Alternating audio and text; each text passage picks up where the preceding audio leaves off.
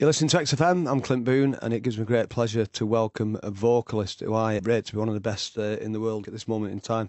Her name is Adele, and she's an XFM favourite. How are you, Adele? Wow, thank you. I'm all right. How are you? Great, man. It's great to meet you, actually. 'Cause I'm a fan of your music, and this afternoon you're here to perform a very intimate, very special gig for the staff and a few listeners. Yes. Do you do much of this kind of stuff, or is this... I try and do as much of it as I can. Sometimes I have to suggest it because I don't get asked to do it very much, the kind of like the really intimate sessions. But I like doing it. I like hearing whoever I'm playing to. I like to hear them breathe. So I like doing little intimate things and doing it acoustically rather than like you do on the TV with the band and all that. So I try and do as much of it as I can. And we need to breathe loudly. No.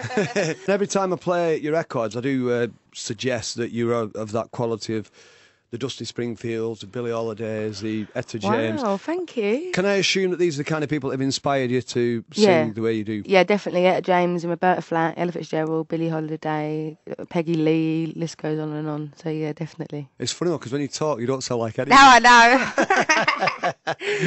Yeah. Nothing wrong with that. I think God gave me my speaking voice just to have a laugh. You know what? As well, don't lose it. 'Cause that's the great thing about you. When you see you on telly being interviewed, and that you're not pretending to be anything. You are how you are. You're a London girl, I assume, and you've been blessed with this amazing voice. When did you realise you had such a gift? Well, I mean, considering the artists that I listen to, like all the singers I just mentioned, they're kind of really like the biggest, most iconic, most inspirational singers ever. So I don't really consider myself a singer when they're my influences. But I guess I kind of took it a bit seriously when I got signed by XL. Kind of put pen to paper, thought it was all got a bit serious. So I guess that's when I was sort of like, had to buck up my ideas. And at what stage did you come across John Kennedy? Because I believe John from XFM was quite instrumental in getting you into radio. I don't remember the first. I met him before he played me. I can't remember where it was, but I remember meeting and we just got on really, really well. And I remember I did a little session in the first album. I think you did over 2 million copies of it. Yeah. Worldwide, did well in America as well. Do you feel because of that you've got a lot of pressure with this new one? Because your new one's out in 2 weeks or so. Not really, just because, like, I mean, I don't accept pressure in my life anyway, like, even, like, things like tidying up, washing up, kind of doing the washing. I don't accept if someone tells me to do it, I'll say, I'll do it in my own time.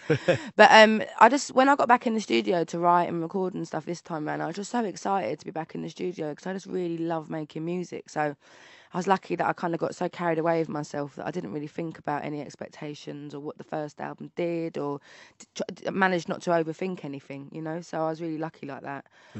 So no, I just kind of got trapped in my own little world of the studio. And do you read the press when it comes out? No, I did for the first month when my first album came out, just because it was so exciting to be in a paper or a magazine. But as you know, as soon as people start liking you, people start not liking you as well. So, and it's not nice to read horrible stuff about yourself. So I try not to. But someone this morning, oh my God, the Sun have written this piece on me today saying like new album, new fella, and that I want to get engaged. And I really, honestly, you should have heard the way I told this, not from the Sun, it was somewhere in Louth, in Lincolnshire, not Vietnam. That I just said so tongue-in-cheek, like, oh yeah, I'd like to get engaged this year, it's a fake New Year's resolution, and now the Sun are making out I got some new fella. Your new album has been produced largely by probably the most famous record producer in the world at the moment, Rick Rubin. How did that come about? Did he approach you? Did you approach him? We met. I did Saturday Night Live, and he come down. He was in New York, so he came down and met him there. And I could see it was like I was singing "Chasing Pavements" on the show, and then I could just see his like infamous bob behind the camera. So I captured myself. And as soon as I met him, he's so calming, and I felt really comfortable in his presence. But we met a few times, and then it was the Grammy. Well, I did a music cares dinner for Neil Diamond a couple of nights before, and I was by far the worst. I had a tampon on my thumb because my ghetto nail would come off, and I sang Crackling Rosie in the original key, which is like baritone for me. So I was awful, but he loved it, and I think he was quite endeared by the fact that I got so nervous and the fact that I have no idea what I want my definitive sound to sound like yet. And when he works with someone, they're usually kind of the leader of the pack of that genre. They create a genre. So I think he was charmed by it. Yeah. And I did start to think, wouldn't it be amazing if Rick Rubin even wanted to kind of like hear me sing and like maybe do something? And then he asked to do the record. I wouldn't have approached him because that's a bit egotistical, I reckon. So I waited for him, and then it just kind of fell into place. And he offered, didn't it? It all worked. Yeah. I don't know if this is one of those completely made-up stories, but did Gordon Brown send you a fan letter once? Is that made up? He did. I reckon it was his wife, and then just got Gordon to sign it. Right, yeah. Gordon, like I know him, I've never met him. After the Grammys, he sent me a letter of like congratulations, and saying like you're a light at the end of the tunnel. But I reckon that he must have sent one, because Coldplay swept up that night at the Grammys. Duffy won one, Estelle won one. I reckon he sent everyone a letter, and I was just the only one that blabbed about it. Right, okay, yeah. Everyone else just threw it away. But I did get it, yeah. Are you aware that Paul Weller's a fan of yours? Yeah, we sang together for a couple of years ago now, wasn't it? Oh, no, about 18 months ago, yeah. And he sang Chasing Pavements, and I sang You Do Something to Me. Brilliant. He's amazing. I just... When I met him, when I heard him singing in front of me, when I hear his records, it reminds me of being a child, like, having fun, like, do you know what I mean, with my family and friends. I've interviewed him a lot, and a few months ago I said to him, is there one song by another artist that you wish you'd written? And he immediately said Chasing Pavements. Did he really? Yeah, absolutely. Oh, wow, I've got the audio. I should burn it onto a CD for you. Oh, what a gent. Yeah, you know what I mean? So who would you rather get fan mail from, Paul Weller or Gordon Brown? Paul Weller. That was the right answer. What other contemporary music do you listen to? Because obviously we've talked about some of the older names that have inspired you. New artists, new British artists that we might know that you're into? Yeah, no, I love the XX. Love Mumford and Sons. I'm pretty late on Mumford, even though they used to be Laura Marling's kind of backing band, and I'm her biggest fan. But I was recording when they really blew up here, and I was in America, so I was a bit late on it. Other British artists, love Florence, love the Cortinas. So you're a proper XFM girl, aren't you? Yeah, no, absolutely. Who else do I like? Do you like Plan B now that it's gone all solely? You know what? I actually prefer his hip hop stuff. Do you really? Right? Yeah, no, I do. But I mean, his voice is killer. I love his voice. Yeah. And I love the whole concept thing. I think I've never met him, but he seems like a laugh and really, really intelligent. Yeah. Which I find really, really appealing. But yeah, that first record, I loved that record. Yeah, I remember just sitting there, and it's very rare. Like, I think the last time that I did it like consecutively and sat there was Miseducation of Lauryn Hill, when I first heard that, and I sat there and read all the notes and stuff and just listened. Yeah. And I remember me and my best friend Brett just sitting in my kitchen in South London for 3 days, just playing the record over and over again and listening to all the lyrics and like laughing, brutal, crying, and everything. Yeah. What's happening next? And you've got a gig in Manchester, which I'm going to plug in a minute. Does that mean you've got a bit of a tour coming up generally? Yeah, April. Yeah, it's not a big UK tour. I think I'm doing 6 or 7 dates. But yeah, and then I'm coming back later in the year for a bigger tour. You're doing Manchester Ritz on the 17th of April, and that, I bet you've never been there, have you? No, I haven't. It's quite an historic venue. It was built, I think it's 1920s. I've seen the pictures of it. It looks brilliant. Yeah, it's an old, it was a wartime sort of dance hall with a sprung dance floor. Amazing. So a lot of our mums and dads used to go there in the war, you know, like dancing in between her heads and all that. Well, the floor ain't going to be springing when I'm playing. They're all ballads, aren't they?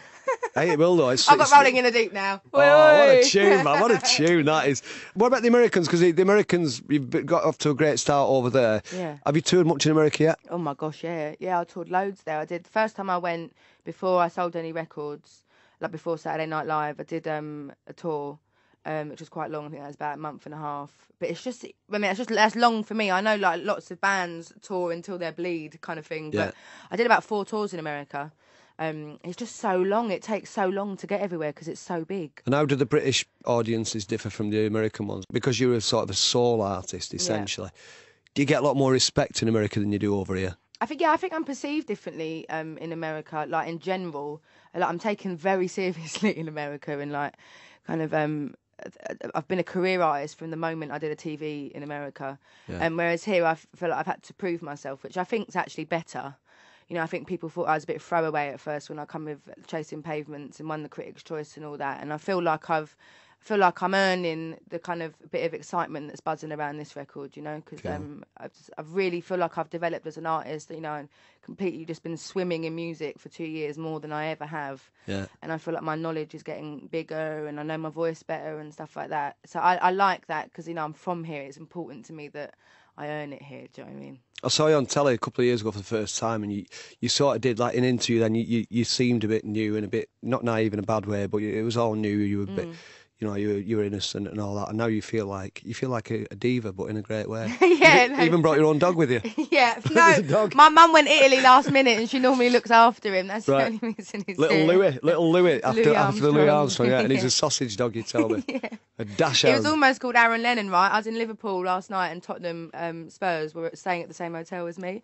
And Louis was almost called Aaron Lennon because of his little legs, and obviously sausage dogs have got little legs. Right. But he was howling when I was listening to a Louis Armstrong and Ella Fitzgerald records. I'm going to get a female one next year and call her Ella. So it's Louis and Ella. Oh, that's brilliant. They had an album together, didn't they? Yeah, they did. Because my mum and dad used to have that. Yeah, I've got it. It's amazing. It was one of my growing up albums, that album. Good. Adele, it's brilliant to meet you. Keep up the great work. Look after that voice. Are you a non-smoker by any chance? Of course I ain't. Right. You know, I'm going to say, if you're a non-smoker, don't start smoking. If you do smoke, keep smoking, because whatever you're doing, it sounds brilliant. brilliant. Yeah, thank you very much. World class. I'm going to fag now. Fantastic. Thanks for coming to XFM. Thank you so much. Really nice to meet you, and Happy New Year. Nice one. Happy New Year to you, Adele. Thank you.